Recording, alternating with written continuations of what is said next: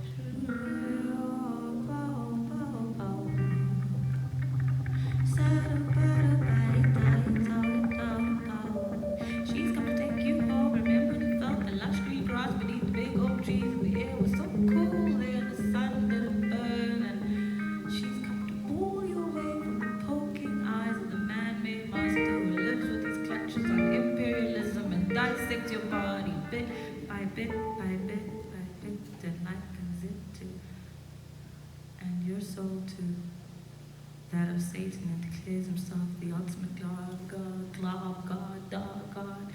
Tick tock, tick tock, tick tock, tick tock, tick tock goes the clock. Mother time.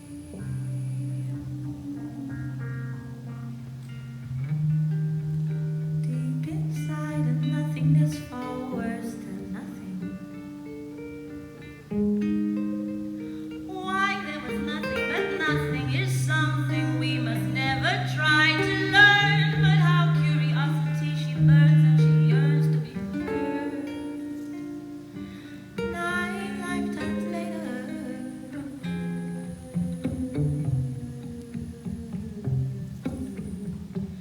Tick tock, tick tock, tick tock, tick tock goes the clock. Mother time. Mother time.